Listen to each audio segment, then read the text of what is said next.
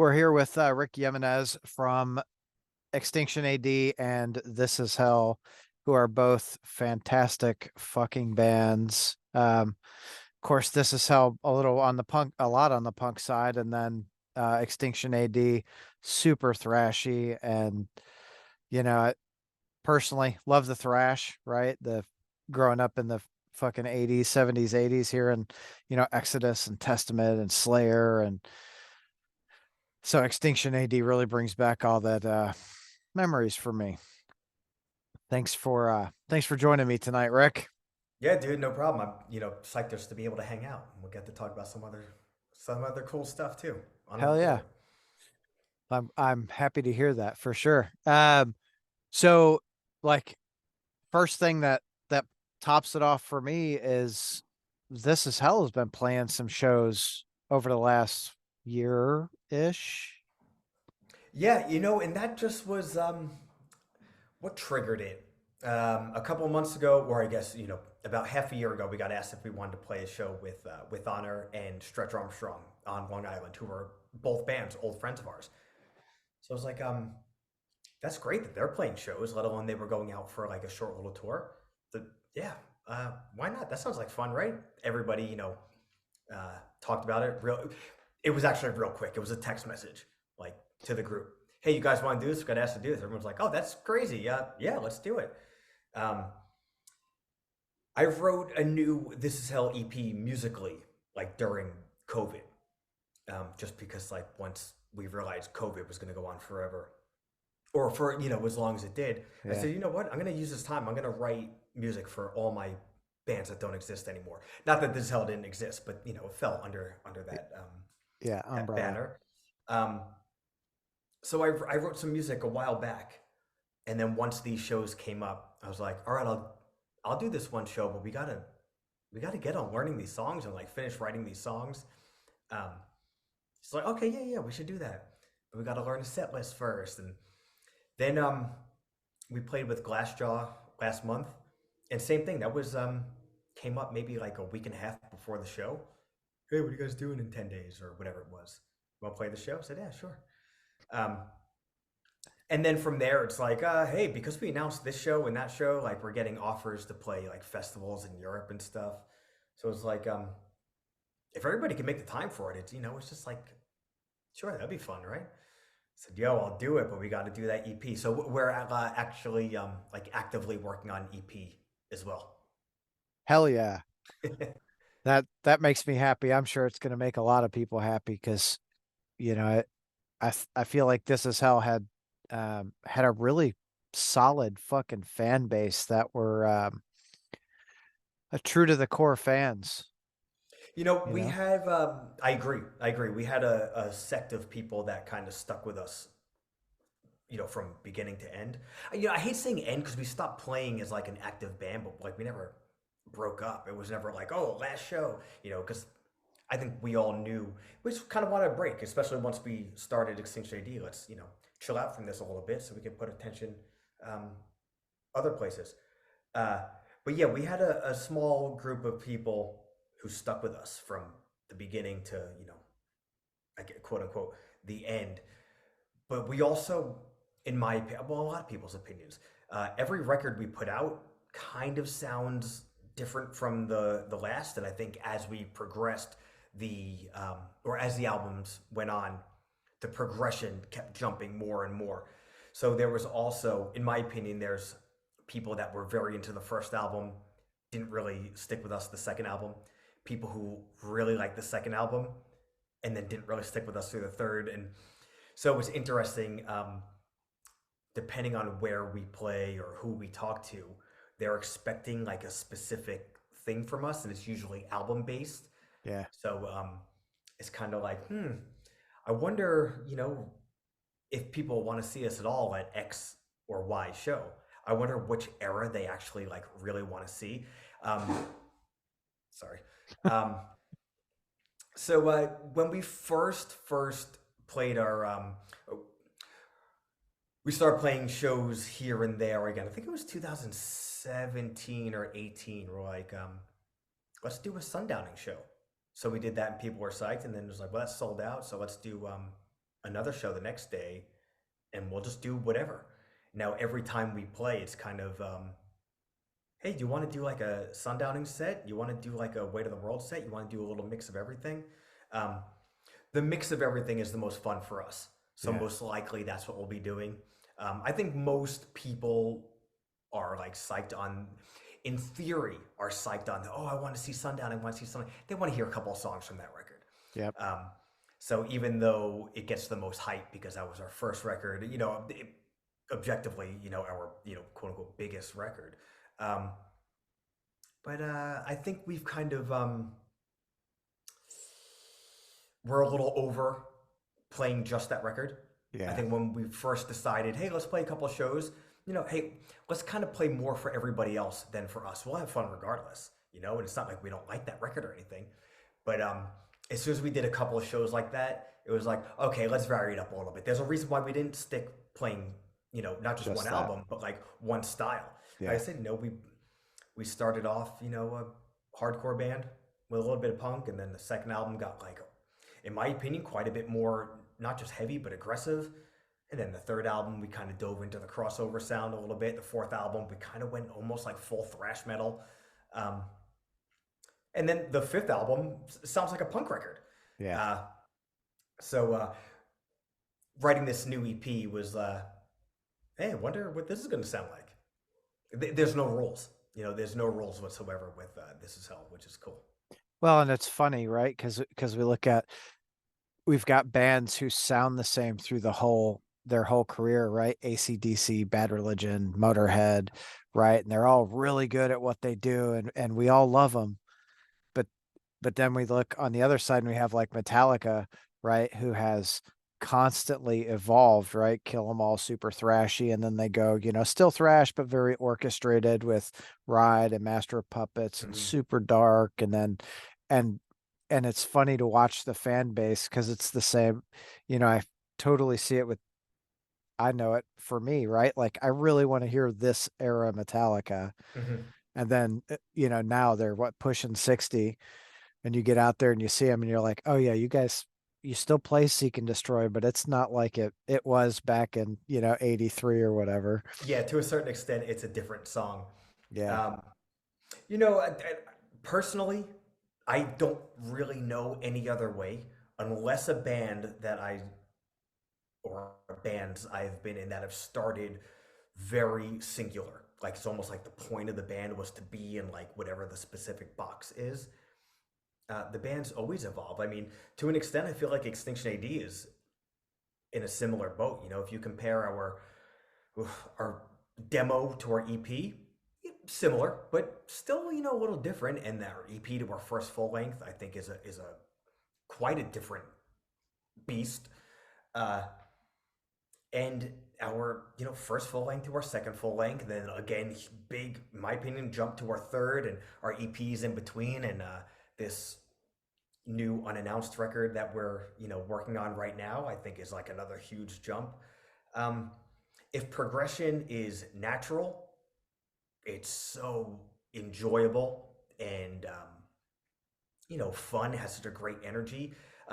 Now, if doing the same thing, new songs and different spins, but like the same type of thing, like you said, with some of those bands like Bad Religion and ACDC specifically and stuff.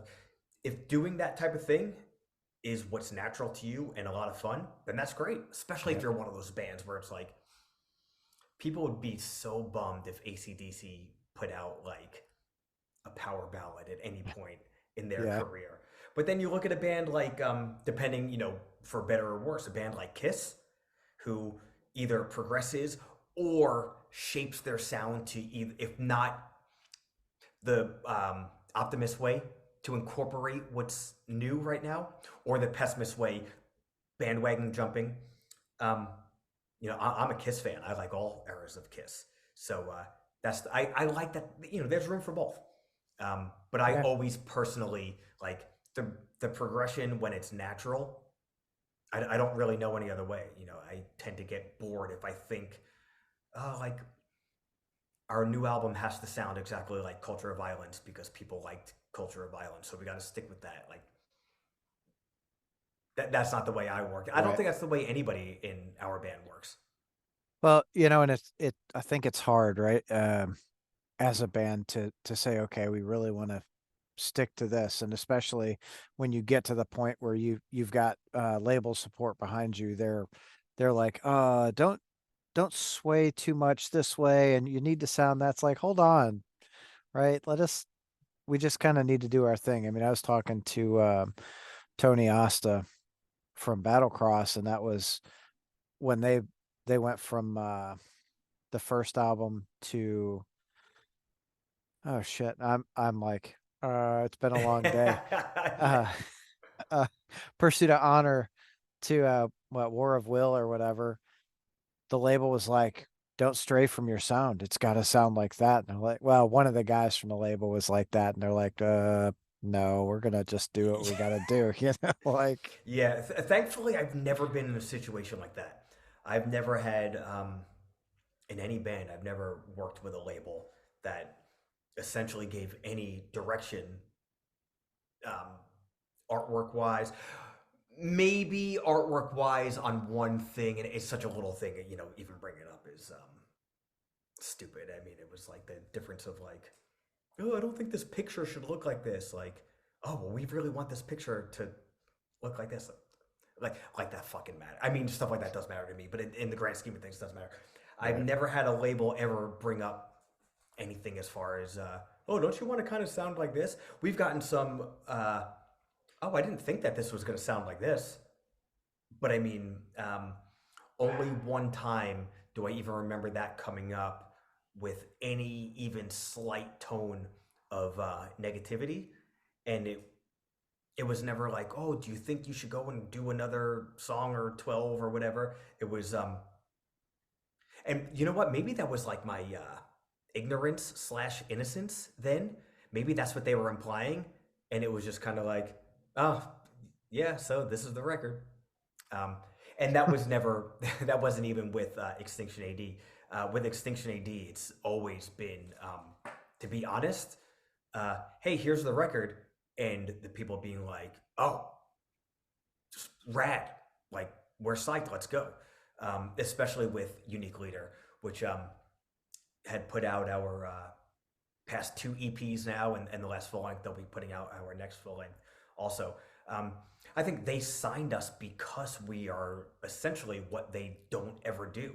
Right. Um, we make sense for the label because we're heavy and aggressive, but on the other hand, like I wouldn't say we stick out like a sore thumb because that has a negative connotation, but we stick out like I don't know, a fucking fist coming out of the ground with brass knuckles, attached to a sword, maybe.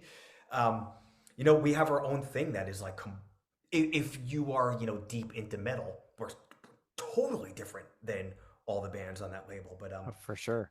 I prefer that, a label that knows what to do with a band like us, but also they don't have 15 Extinction ADs. Now, granted, I don't think any label could have more than one Extinction AD because I think we're singular. But that's my own ego talking. No, I absolutely agree with it. And that's one of the thing that drew me to Extinction with I think Faith Killer is when I came into the mix, and that to me, like that and then Decimation Treaty, they're that was my introduction into Mhm. I listened to Faith Killer earlier today because I've I love it. I absolutely love it. And to see the progress of the band. And I really like to hear that, you feel like you've got great support with Unique Leader because it shows, right? It shows that what they've done is really put effort behind behind Extinction. And I think it's worked out well so far. Yeah, yeah, and it's very nice to have like consistency coming from punk and hardcore as far as my like musical career, if you want to call it that. I grew up a metal kid first, and then I found punk, and it was like you're taking an eye patch off. All of a sudden, you see with two eyes, um, and then obviously found hardcore. and all my serious bands at that point were punk and hardcore bands growing up. And coming from that, there's that inherent every time you're going to put out a record, if your band even stays together long enough to put out more than one release, it's kind of like, do we want to do it ourselves or is somebody else going to do it? So having a consistent label that like I said, we put out an EP in 2021, full length in 2022, an EP in, well, I guess 2024, it was January. Um, Yep. and then a full length coming this year that I'm not supposed to talk about yet. I mean, we're about to do our fourth release with this label, spanning the course of 3 years. a handful of years. Yeah, so that's really cool. It's totally cool. Um, Especially knowing that, like you said, they're supportive, not just of the band overall, and so in the music business, I guess support means different things. That might just be money, but it also might be, hey, we're here for you if you need advice or some direction, or Right. even if it's just, hey, our record label, eh, just as a label, like as the words on your at the bottom of your either Apple streaming account or your Spotify account, or the logo on the back of the record, like that's support into itself. If the label has a bit of clout, which Unique Leader does, um, so having all that is it's something I actually don't take for granted, even after doing this for so long, because I am, we're hardworking guys. So I mean, if we had to do shit ourselves, no matter what that means on any scale, we're gonna find a way to do it. If we can have somebody help us along a little bit, that's great, because I want to focus more on having fun and playing guitar and screaming and figuring out how to write good songs and not having to worry about how the fuck are we going to press all these records? How are we going to get this record sent to Yeah. this guy or that guy? I don't want to worry about that shit. I don't want to worry about anything that has to do with business, whether it's the band or otherwise. I want to play music. You know what I mean? I want to be able to express myself and connect with people and be a child for the rest of my life. Yeah, I think we all want that. And Yeah. it's unfortunate, that being an adult, pros and cons, right? Yeah. We get to choose what the hell we want to do on the hours we're not working to make money so we can do the things that we want to do. Yep. Yep. Support Uh, your habits. for sure. Which is, it's a lot of fun. You get to do things like, go out and see shows or go, go play, uh, get married and take a trip to Hawaii and, Yep. you know, do all those things. So, okay, we're not going to talk about the Extinction AD album that you're not supposed to talk about yet. Um, Dude, I like almost bite my tongue anytime I talk to someone about it, and I'm like, "Pfft." I can't help it. I just talk too much. But okay, let's proceed. I didn't say anything. I didn't hear anything. So what plans does like This Is Hell have for the rest of the year? You know what? We're kind of making plans and just kind of it's almost like surfing, man. Things come up and we figure out whether it fits in everybody's life, because not only does everybody have like real lives and we're all like in our well, most of us between Extinction AD and This Is Hell, we're either in our late 30s or early 40s. Um, Everybody's got shit going on, and also making sure that we save up enough time to do as much as possible with Extinction AD. So it's kind of like riding a wave of everybody's availability and life circumstances. So as of right now, like I said, the main thing This Is Hell wise is getting this EP written and recorded and released. Um, we have a I get confused also what is This Is Hell and what's Extinction AD sometimes. Um, I think we're doing a festival. I know there's a festival in May, the end of May and early June, over the course of a weekend, that Extinction's playing one day and This Is Hell is playing another day. And I think a week or two prior to that, so sometime in May, I think that's This Is Hell playing a show in Toronto, another festival in Okay. Toronto. Um, So if I remember correctly, yeah, it's Pooza Fest. Pooza Fest. I think maybe that's the Toronto one. This is Hell is doing that, and then This is Hell and Extinction AD are both playing a festival in Montreal. Prepare for something, maybe like prepare for war or something. That's a soldier's lyric, so that might not even be it. Um, we have some other stuff looming that we haven't confirmed or announced yet. And like I said, I think we're going to play some festivals in June in Europe. Okay. Um, we may do some stuff in Europe in August. Um, but like I said, anything past the June stuff is kind of where surfing right now to figure out what's possible, what's not possible, what fits into Extinction AD's schedule, and what fits into everybody's personal life schedule also. Okay. Well, you at least got a few shows coming up, but that, hopefully we get some people there, throw down, and just enjoy the show, whatever you play, right? Yeah, exactly. What what do you like doing more? Is there a band you like playing more? Um, I feel like I'm supposed to like dance around this question, but I mean, as of right now, playing in Extinction AD is like the funnest thing to do. So much so that we did This Is Hell for 8 years as a every single day thing, Yeah. nonstop. And I said, yo, I'm kind of everybody was, but I was super burnt out on the band. Where I said, yo, I want to do something different, and we started Extinction AD, and the main objective from day one with Extinction AD is it has to be fun, has to be fun and gratifying, and then we'll worry about everything else after. Anything like business wise or like trying to reach this like fucking status level, whatever happens, happens. Got to be fun. And then if we decide we want to push it, we'll push it. If we want to push it a lot or a little, whatever. That's kind of where we've been the entire time. And the fact that we consistently, play shows as much as we can, tour as much as we can, always writing, always recording and releasing stuff.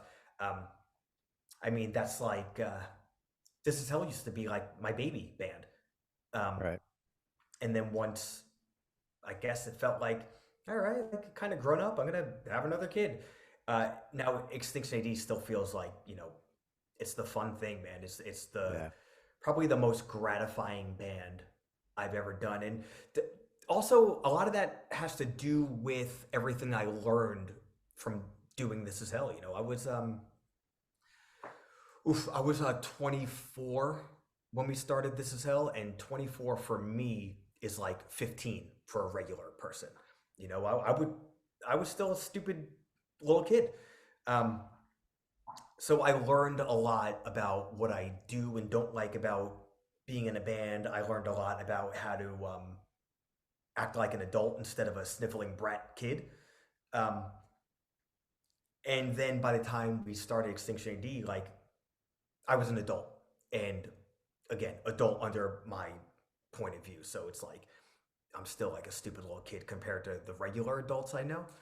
But I think we're I'm all still yeah, stupid little kids. but enough that I know I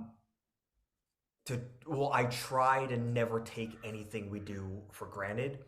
And that goes from the obvious big stuff like, yo, you get to go and record a record in a nice studio with like a decent budget and have this great sounding album with, your friends recording you as well as the people in the band, to the really little things like, oh, I'm excited that I get to go and practice like weekly band rehearsal for 2 or 3 hours. Like, I don't take any of that shit for granted anymore. So the fact that I've been so aware of have fun doing this, especially because like we all work full-time jobs and figure out how to make the band work still, even when that means going on tour. Yeah. Where all my other bands that I did full-time prior, I'd work little shit jobs here and there, like a part-time shit job, and then I have to go on tour for 4 months. Like, I'm gonna quit this Yep. job, See ya. you know. Uh, so even though that sounds like that sounds like a lot of fun, because that is a lot of fun.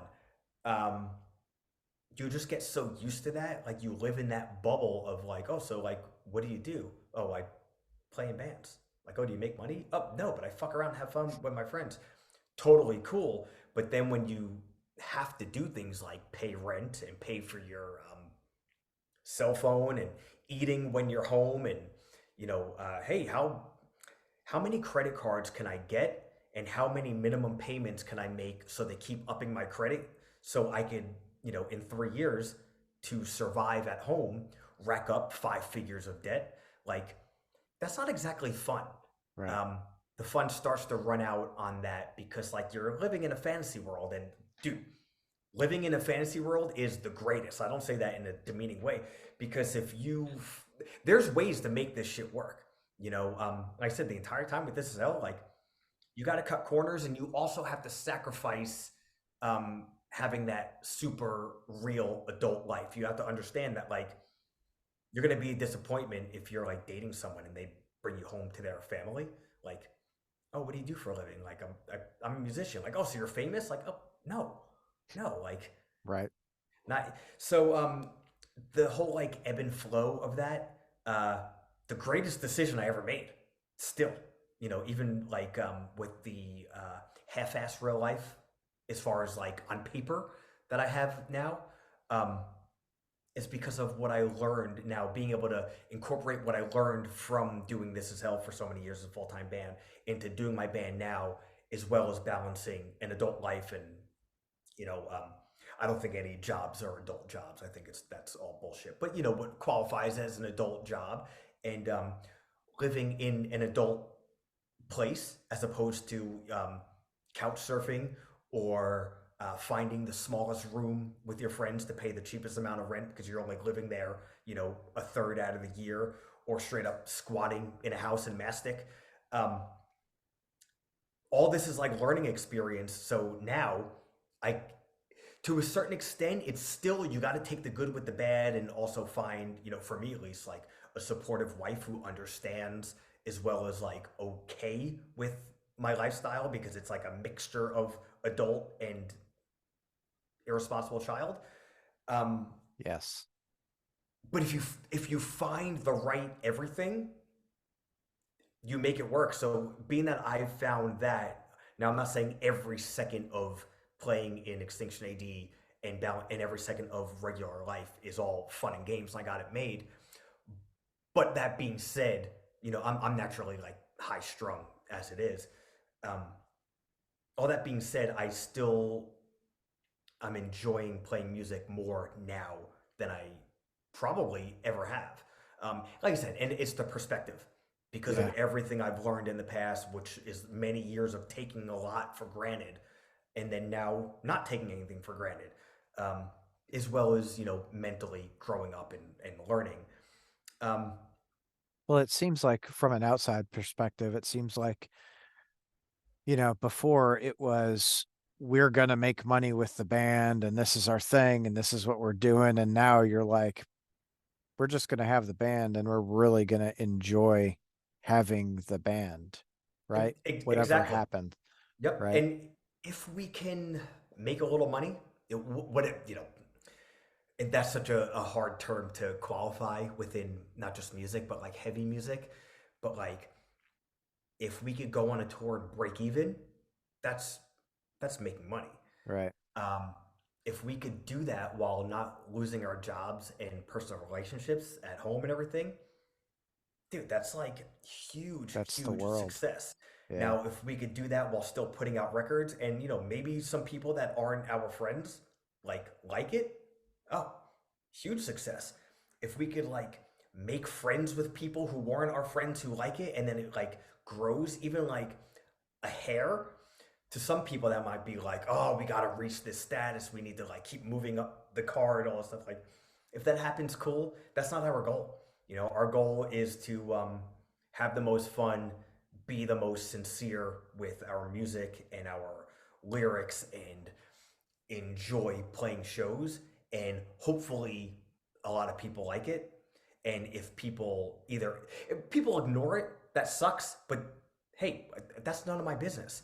um, if people hate it, I hope they hate it for the right reasons. Yeah. um, and you know that's another thing I've learned also, like, you got you got to do it for yourself. And I know that's so cliche, but to say it and not have it just be lip service, have fun, feel gratified, and then go out and play because you enjoy it. And if people like it, great.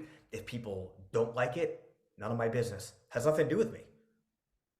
Well, so I think if you look at a lot of the bands who've been together and I'll say successful, right? But have been together and released albums and stayed together, they've done it for that reason, right? They do it for themselves. Hmm. And anything that comes along with it is just like, oh, well, cool. Right? Yeah, totally. We were just getting drunk, like putting together an album. You know what the I didn't know it was gonna sell, 20, 30, 40,000 albums. Shit, that's Yeah. cool, Yep. you know?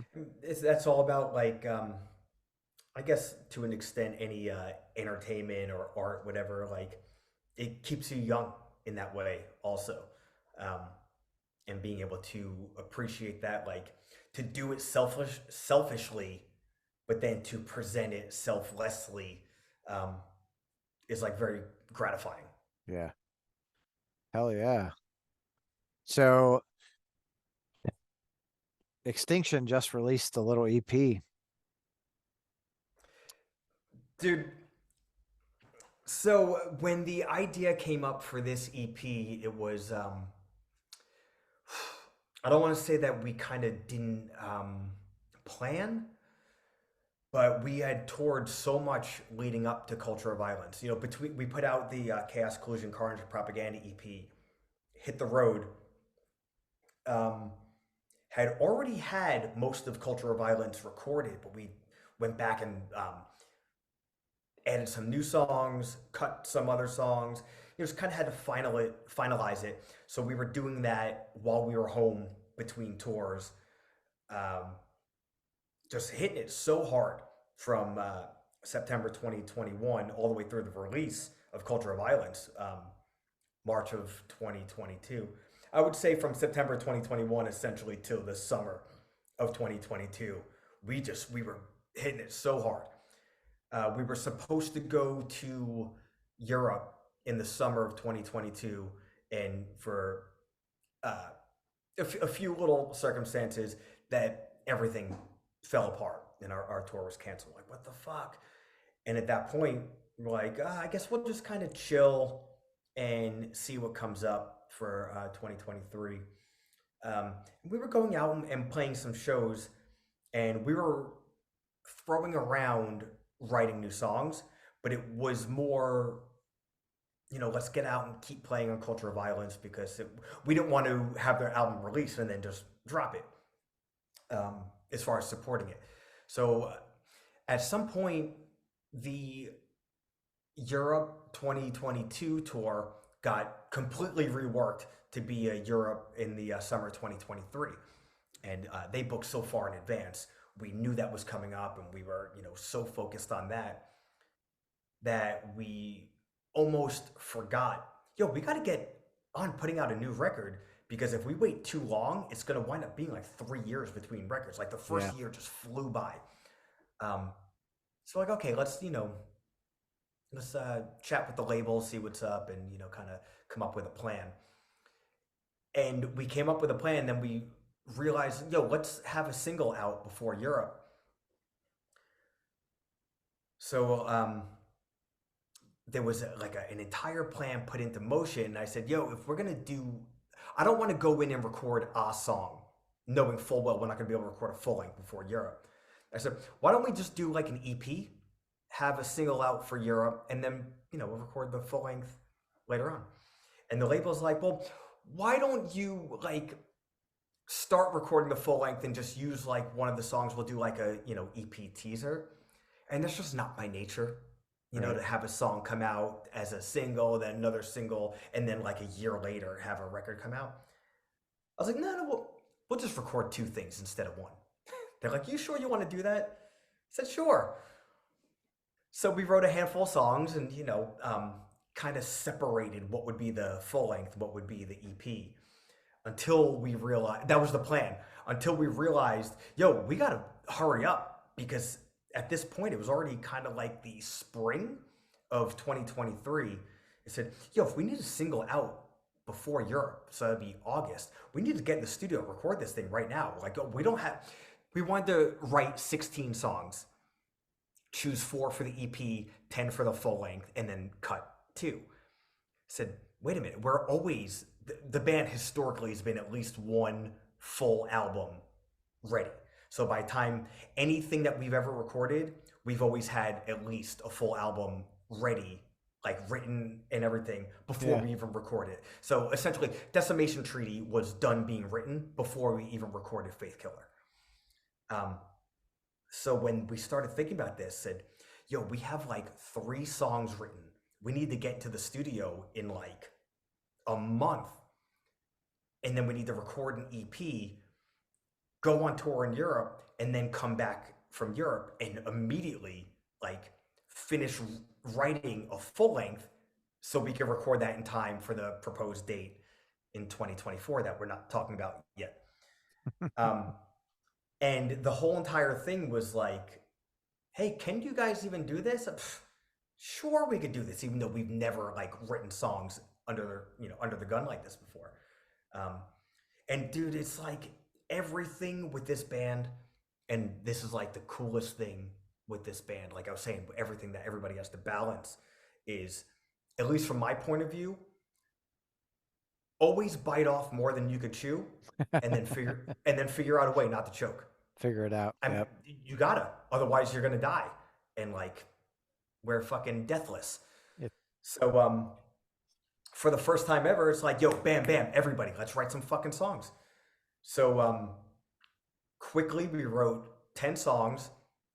At that point, we said, okay, so we have enough of a baseline to figure out what makes sense for an EP, and now we have 6 songs of 12 that we're gonna choose from for a full length.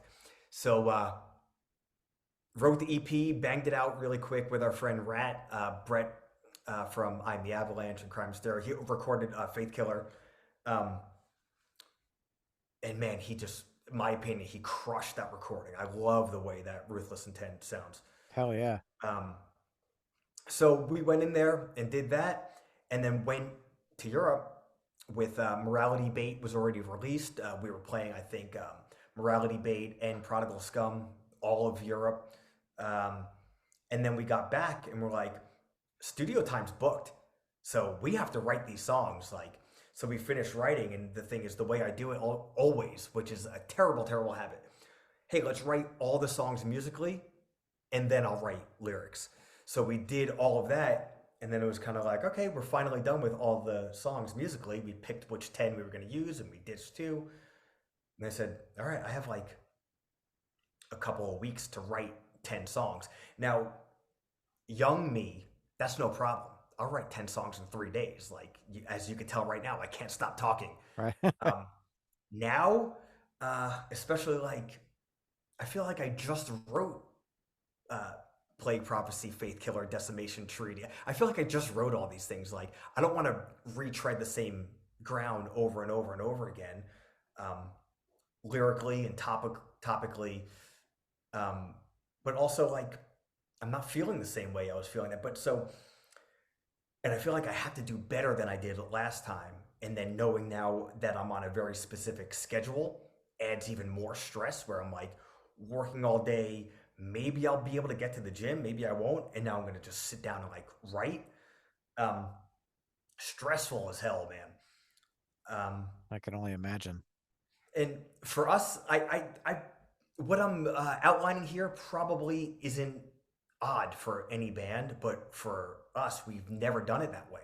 Like, hey, you have 2 months to finish writing a full length and then go and record it. Like, we've just never done that. Dude, back in the day when all I did was music, so when I wasn't on tour, like, oh, I'm going to be home for 2 weeks. Like, I'll write 3 albums because I'm not doing anything. You know what I mean? My Yeah. job is to play music and then, watch wrestling with my friends on Monday night. But, like working a full-time job, being married, still, as of right now, I live like 2 hours away from everybody else. So even on a day I have to go to practice, it's like a 12-hour situation. as opposed to, oh, cool, I have like 2 hours to spare. I'm going to go practice with my band today. Um, it was just, it wasn't for lack of planning, but just kind of the way things happened. It was just all of a sudden like, yo, you're under the gun. I think we were all like so focused on the Europe tour, and then even when we got home, we were like riding so high on like, yo, that was the greatest tour that we've ever done.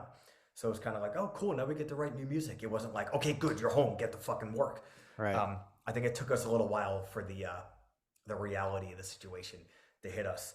Um, no idea how this, what you even asked me, how I got on this, but since I would say the early spring of 2023, despite only doing like a handful of runs of shows in the States and the one tour in Europe, which was a massive thing for us, um, we've been so busy and so focused.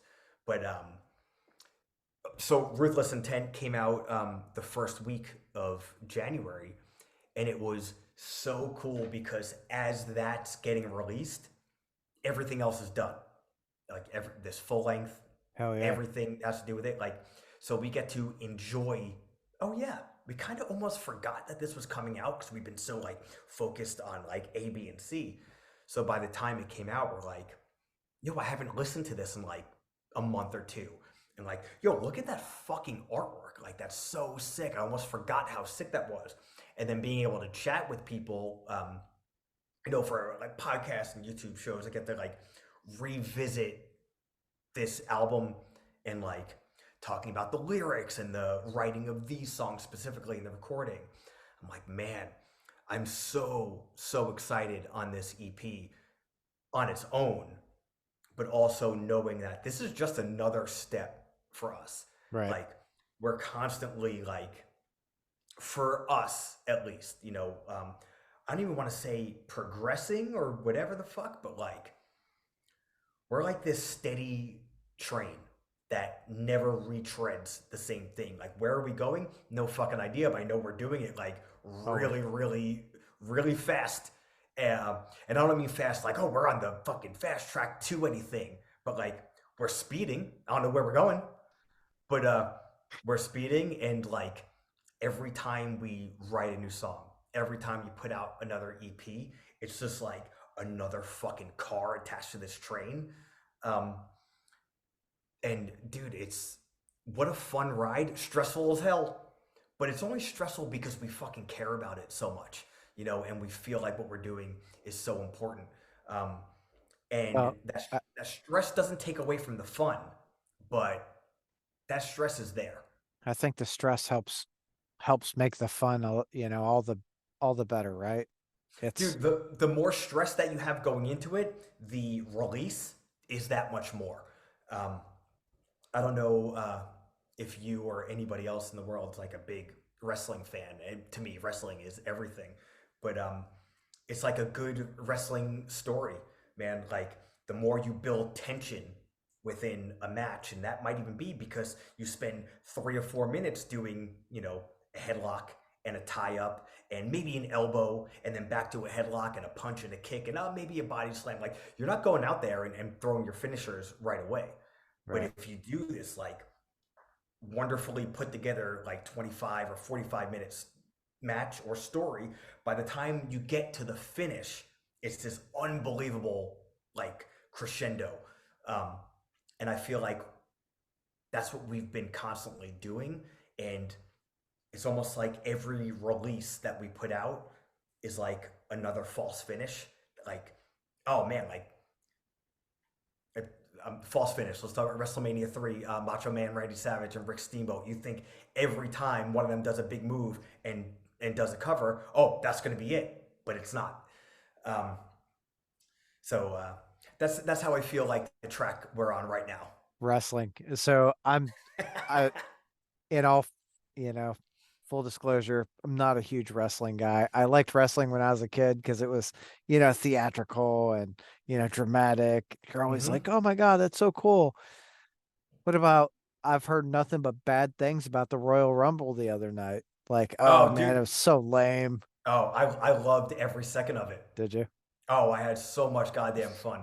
Um, yeah, you know what? I pay attention to a lot of this stuff, so I've seen, I always see both sides. Like I see people shit on things, I see people overblow things. But I thought this year was great. I Hell enjoyed yeah. all 4.5 hours of it. What was your favorite part of it? The Women's Royal Rumble, fantastic. I make a match of the year list every year on my phone, so it's always gratifying. Whatever is the first thing that goes on my list of the year, and it's almost always one of either the men's or the women's Royal Rumble, if not both. But the women's Royal Rumble this year opened up the show, and it was phenomenal.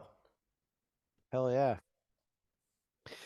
All right. Well, since I'm not a big wrestling guy, um, what what bands have you played with that played with or seen that you didn't expect them to do, you were like, it's whatever, and then they just came out and blew your mind.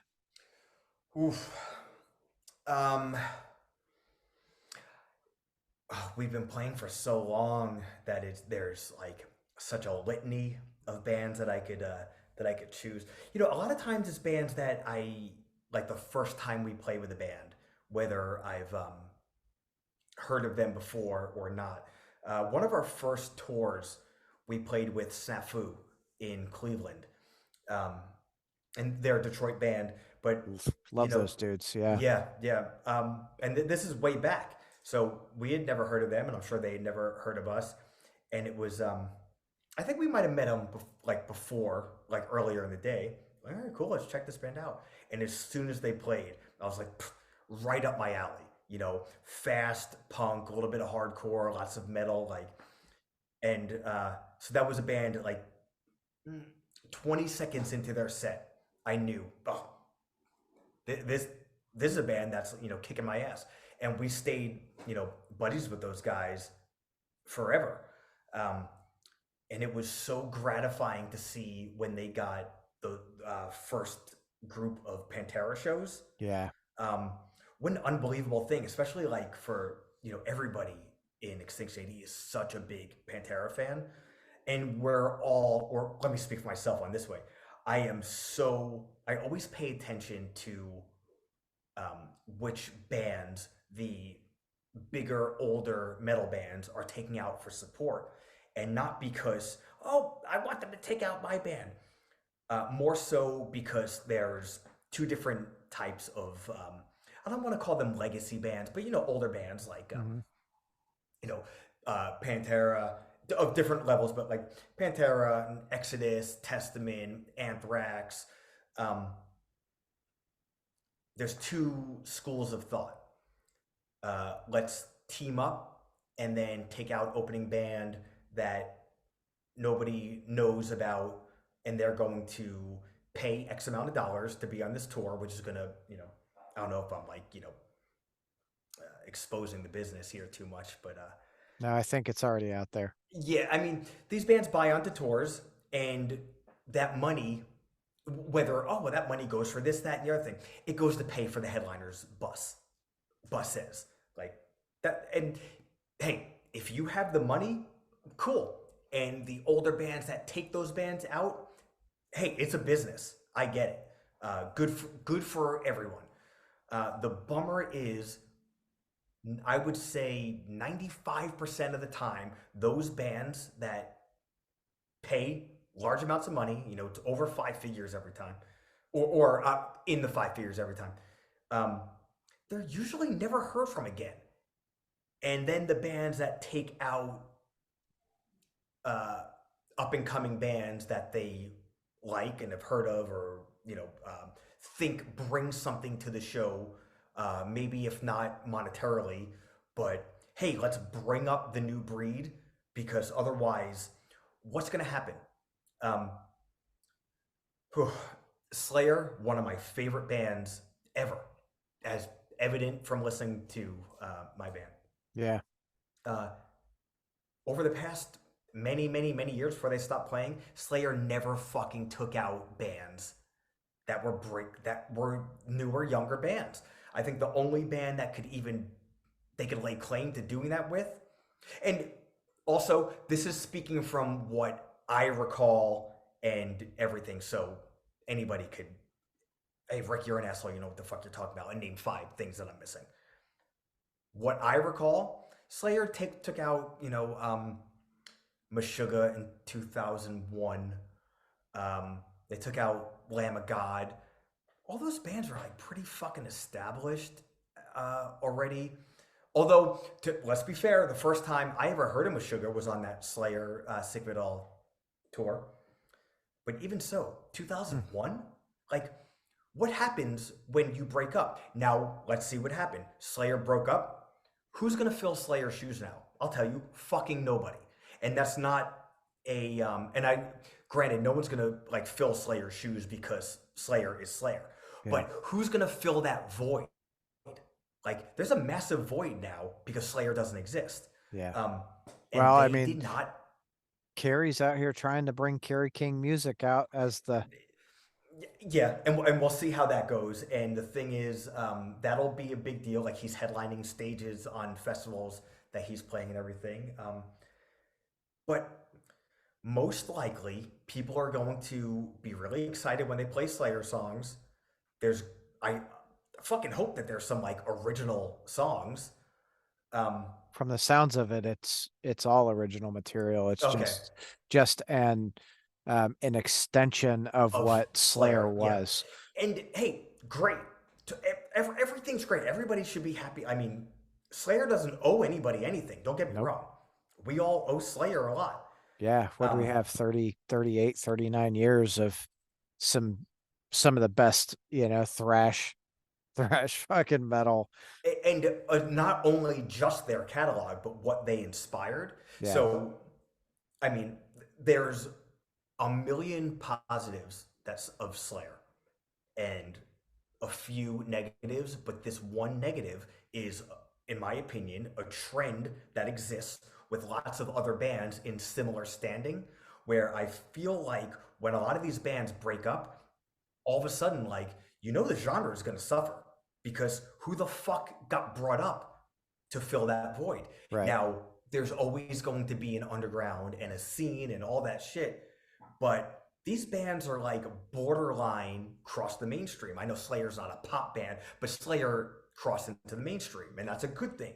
Just like Metallica, Megadeth, Anthrax to a certain extent. These are bands that people outside of like music and metal dorks like us, know. Um, Testament, huge. Exodus, huge. Exodus isn't a household name though. In metal, they're top tier. Right. Aside from that, though, I mean, people know whatever. Uh, all this to get back around, and I know on the other hand, also Snafu is on Anselmo's label. Housecore, yeah. But the fucking dude has a label and he's putting out these bands that are like grassroots bands because he sees something in them. And then not only that, hey, come on 3 days of this tour with us and Lamb of God. And like, oh, why only 3 days and not the whole tour? Because every leg there's a couple of different legs of the tour with these up and coming and or depending on what region of the country you're in, unknown bands. Man, that's fucking awesome. Hell yeah. So all that huge roundabout thing to say, like Snafu kicked my ass in 2014 when we met him, and they deserve every single thing that they're getting. And let's also be honest with how like the way the world works, and because especially in metal, and you're talking about a band like Pantera and Lamb of God taking out these smaller bands, the type of person who's going to see that show just for Pantera, just for Lamb of God, a lot of those people aren't conditioned at this point to see an opening band that's actually a sick, worthy, ass kicking opening band. Um, because a lot of these other bands are taking out these buy-on bands. It's really easy to be like, I'm going to see these other two bands. I don't give a fuck about the opener. Right. And then you Well, and see, that's that, that was the thing. We went to see the Pantera tour. We caught it in Indianapolis with Snafu, and oh, great. dude, I was like, told my friends, I was like, we're gonna get there early because we've got to see Snafu, right? Like they're from Detroit. We got to be there. We got to do the thing. Holy shit, man. They kicked ass, and I'll tell you the fucking I feel like the crowd was like, yeah, you Yep. know. Yeah, and man, I love shit like that because this is a band that we met playing a dump in Cleveland to like 20 people. Hmm. And that's not including the other bands because I don't. You know what? I think we might have played with Hand of Zeus that night also, who are good friends of ours, and they're I think they were a Cleveland band at that time. Awesome, awesome guys. Uh, but I don't think it was like all the bands were even watching the other bands. Um, and there was no, as anybody who's ever seen us knows also, there's no, with us or with Snafu or with Hand of Zeus, uh, oh, there's only 20 people here. Like, no, I guess we'll just get up there and play. Like, no, you're playing for yourself. Yeah. And then no matter who's there, they're having a good time because they see you're having a good time. So then you have a better time. And it's like, who gives a fuck whether there's 20 people here or not? This is the sickest shit ever. So knowing that if Snafu was going to do that to 20 people in a dumpy bar slash skate park, uh, when they play in front of 10, 15,000 of Pantera's crowd, there's no way that they're not going to feel that energy and be like, Right. oh, you know, I normally don't care about opening bands, but that band kicked my ass. I have to get a shirt, or at very least, I'm going to make sure I check them out on streaming when the show's over Well, and then go to one of their shows. I think one of the things that stood out to me is like this is probably the only part of the show that I really remember because we started drinking pretty early. I'm watching Snafu and I look over side stage and Phil is there fucking jamming out to Oh, him, and it's like, how fucking cool is that, right? To have the headliner side stage for the opening act, who uh, in this crowd is like a nobody, right? You're like, yeah, unknown band to probably 99% of that crowd. yeah, Dude, and you know what? Speaking like as a band, um, catching somebody that you respect and admire watching your band, even if it's just for like a snippet, so long as that snippet isn't seeing them and them thinking you suck, um, is so uh, what a ex crazy feeling. It's yeah, not just gratifying. It's like exhilarating. yeah, yeah, and it's also a like, oh, wow, that's crazy. Um, and it's you're probably like not supposed to say this because it's such a like Mark thing to say, but playing a show with we just did a handful of shows with Sepultura in Europe. Uh, we've played a few, but one specific I remember festival with Testament in Massachusetts. Um, and I remember we're playing, and the stage is huge. It's the downstairs in the Palladium in Worcester, and Hmm. we're playing, and I'm just doing my thing, and I turn around and I see Chuck Billy on the side of the stage. Now he wasn't sitting there like, oh, I must stand here and watch Extinction AD, but he's hanging out, probably just, oh, I know we're playing later. Chuck Billy from Testament, um, and he maybe just wound up there and decided to watch us for a song or two, or like was stretching or just getting ready uh, to play later on and just happened to be there and then looked our way. But like, oh, Chuck Billy's watching us. Okay, let me go back to singing and playing. And then, dude, I'd be lying if I, say I didn't do this on purpose, but like I, waited, like, no, 2 minutes in, like if I have another break, I'm gonna check and see if he's still watching, and he's still watching. I have no idea what he thought. But man, that was like, He was there for a couple of minutes, so yeah. So, dude, like that shit is so gratifying as a musician to anybody you admire or are a fan of to kind of acknowledge you in the slightest way. But like I said, the guys in Sepultura, um, we just happened to play a few shows with them. Uh, but to see those guys and hey, it's up, and then be like, oh hey, like great set tonight or whatever. You could say that to anyone. But when we played our last show, um, I went up to Paolo and Andreas. I think I spoke more to Andreas. I was like, "Hey, man, I thank you for having us. Like, this was so cool, for us to be able to play some shows with you." And be like, "Oh, thanks for playing. You guys are great." Could be lip service. I don't know.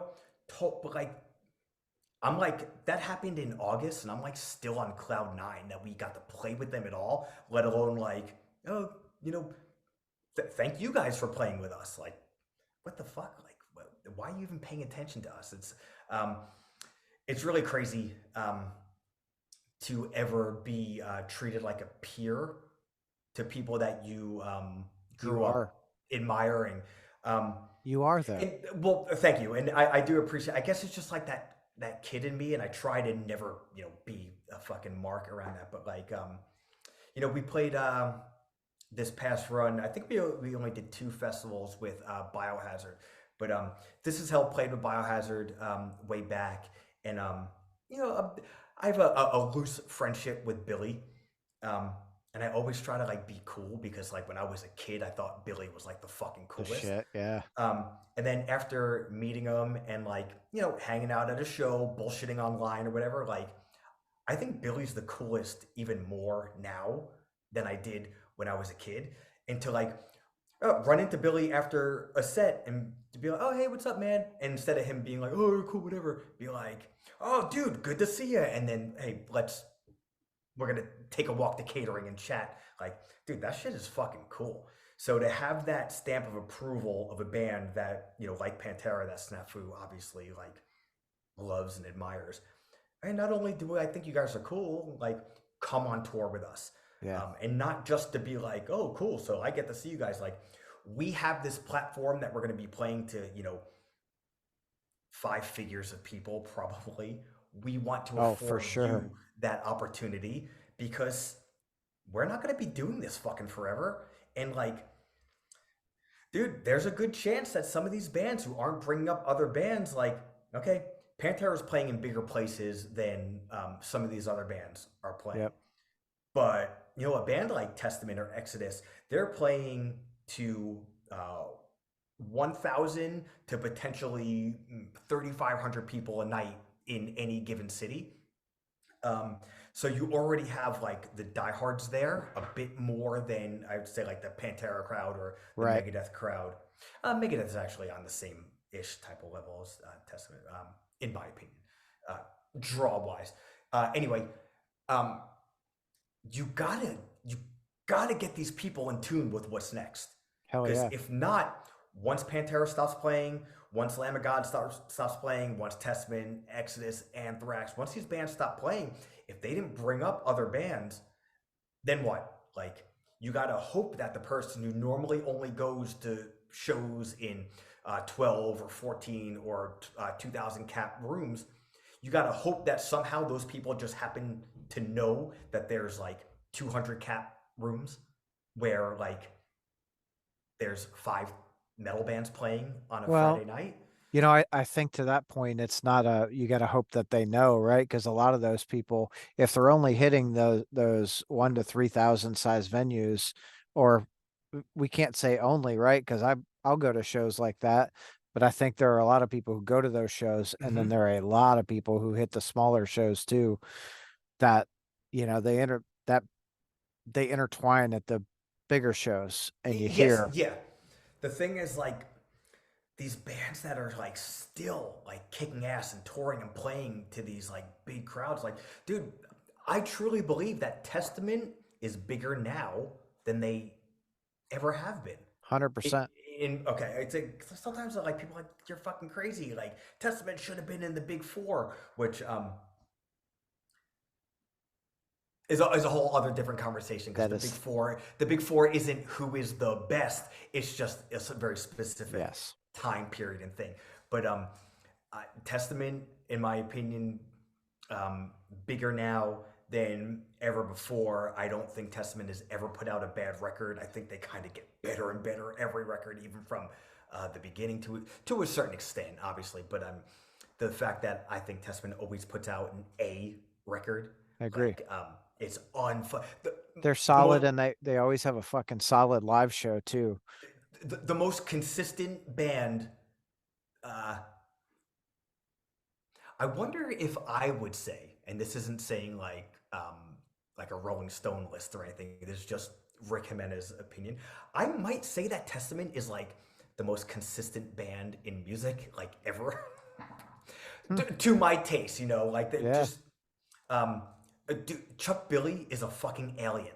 yeah. How how are you just the best and get better and you could sing any style that you want and be the best at it? Like, dude, Well, dude, who's like Alex Skolnick on the guitar or Eric Peterson, right? Like, oh my so gosh. yeah, dude. I think Skolnick is so good and so cool, but I think like again Eric Peterson, like Have you he heard Dragon Lord?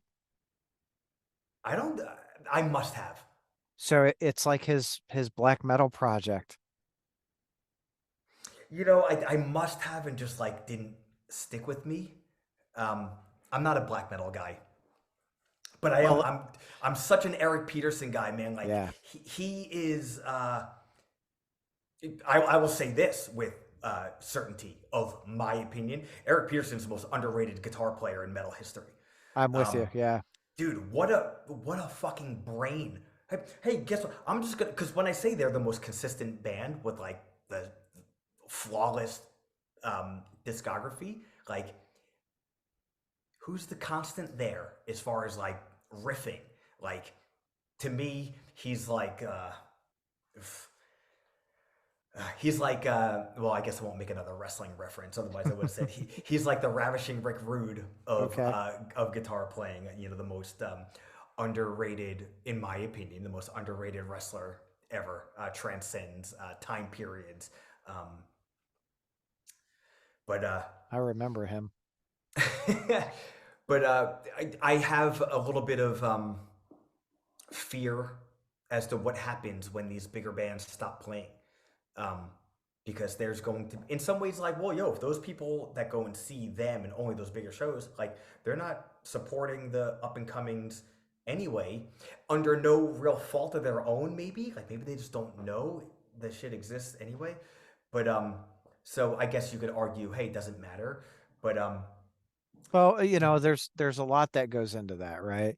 Like partially these bands that are taking the smaller bands out, and I think partially it's the smaller bands needing maybe not needing but not having the proper like support behind them or way to get out and promote. Like I was talking to a guy from Michigan. He said the first time I heard about Battlecross, they were at where were they?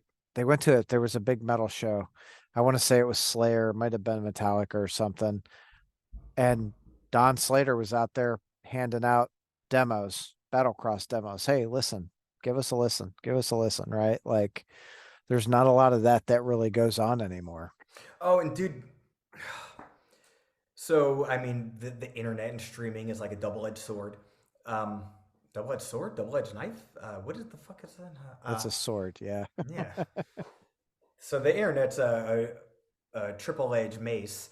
Um, I mean, there's trillion and five bands, so it's so difficult to stand out in a lot of ways. Like, oh, you can make yourself, but with all that saturation, that's why the lack of smaller up and coming bands being on these bigger tours is that much more of a detriment. Because, like you said, even what happens if you go to a show now and hand out a flyer or a demo or something like that? People don't know what the fuck you're doing.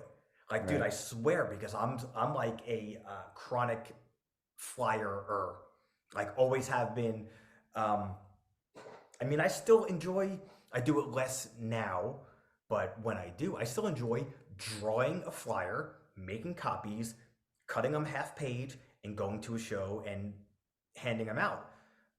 Even a flyer for a show at a smaller show at the same venue that we might be playing that the flyer's for.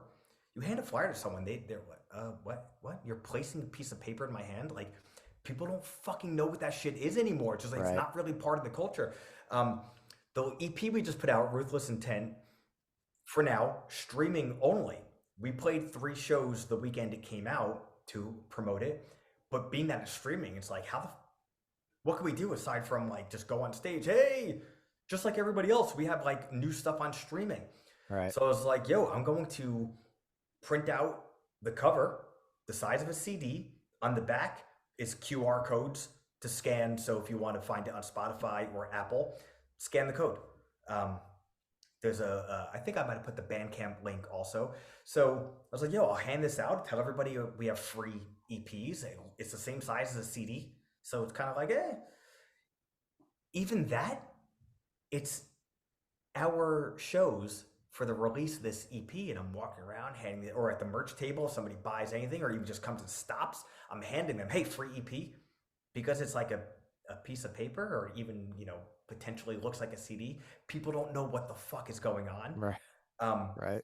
so, dude, over even though I would say like the past like 5 or 6 years, like handing somebody something to get your name out there, it's so difficult. It's like, Well, I get it, right? Like we went on vacation this summer, took the kids out west, and we went to Venice Beach.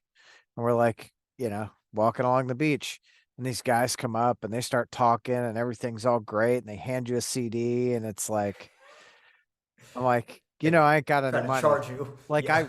I know what you're doing, right? I've done it before.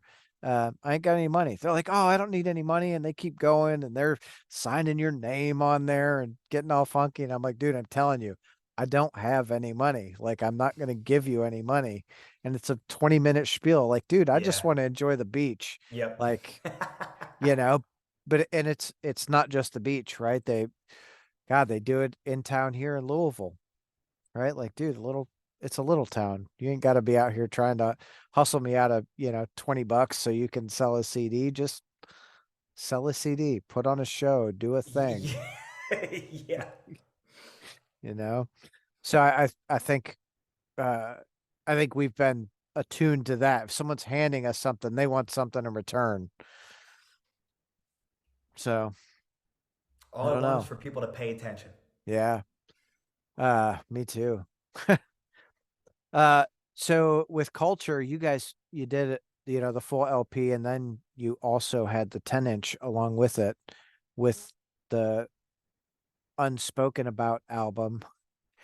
Is is there a potential for that, or is that even not in the works, or are we not talking about that at all? We are not talking about that, um, Okay. but whether we're audio or visual, you, Both. ta- take my cue. All right, yeah. Yeah. Um, in all actuality, really exciting because doing that last time, even when we did the CD for the Chaos, Collision, Carnage, and Propaganda, it was great. We put that together so quick once we signed with the label and recorded that, and bam, let's put out a CD EP. And I love the artwork on that.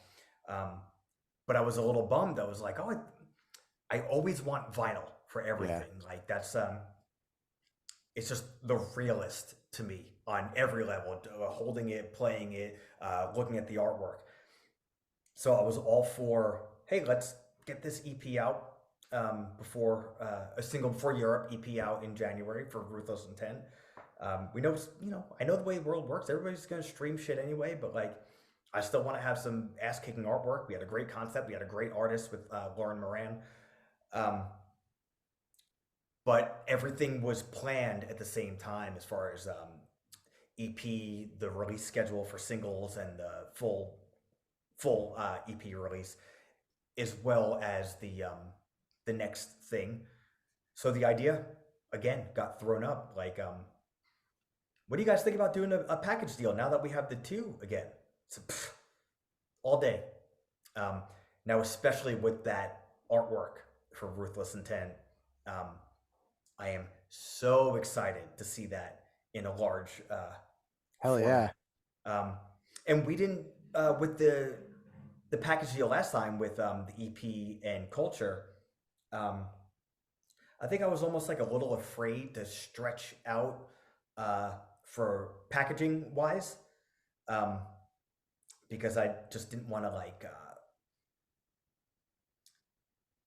maybe rattle any trees as far as, oh, you want to do this and this and this and that, like that's Oh going to be yeah. expensive. uh, where this time, oh, hey, this is what we're doing. All right. So it's like, all right, cool. I should have did this last time because the artwork for the last CP was so sick, and it didn't. Even though we got the 10-inch and the vinyl, we didn't get 10 inches of artwork. Artwork, right? Where this time, whether or not we do another package deal, uh, we may or may not have 10 inches of Ruthless Intent artwork to go along. That'd Uh, be cool as shit. oh, it's so sick. I'm even thinking like, man, we should. They're packaged together. I want to like open them up and sell them separate, but that's not going to be. That's against Yeah. against everybody's rules. And when it comes, I'm not going to fuck with somebody else's money. Um, that's a little beyond my Right. scope of rule breaking as of today. As of today. Maybe next Yeah. week, but today we're here. Oh shit. All right. I got a lot of good stuff. I know it's getting late. You want to spend some time with your wife. Uh, so Rick, Yeah, I'm also energized as hell. I had a big rain right beforehand, so oh yeah. Oh no. I always have energy to spare. Yeah, not me. I think I got up at like 4 this morning. I've been going ever Yeah. since. Well, Like dude, this was great to catch up. It was hopefully we'll get to see you in real life again, for hang out sure. and play some Uh, music. for sure. Like we'll make it happen even if I gotta fly up there some point. Hell yeah. Hey, like you're laughing like I wouldn't do it, but I would. Um, Yeah, I know it. yeah, because I'm a nut. I actually flew out to LA to go see Mr. Bungle, the Melvins, and Spotlights when they played the Palladium, and that was, dude, that was such a great show, and I love those guys too. All the Spotlights, they're super super good people. Oh hell yeah, me and Chris Enriquez go the drummer go way Yeah. back. We've played in bands before together, and we came out of the same scene on Long Hmm. Island. So Yeah, he was on the Might of Princes, right? Is where he yep, cut his teeth, yeah, yeah. and uh, yeah, he was on episode 2. Oh hell yeah, Yeah, cool. Yeah, he's yes, a crazy super. guy. Fuck yeah, he's great. Always like he's always going, going, going. I'm like, Yep, Chris, yep. whoa, yeah, he doesn't stop. All Yeah. right, Rick. What's that like? Yeah, no shit. Uh, Rick, thank you. Appreciate you. I'm looking forward to the undisclosed new album um at whatever point when it comes out. Um, Yeah, I'm dude. s- I'm jamming the EP. It sounds really fucking good. I can't wait to see what more is in store for Extinction AD in the coming years. Hell yeah. Thank you, man. Appreciate it. Yeah, see ya, bro. All right, dude. Talk to you soon. Yeah.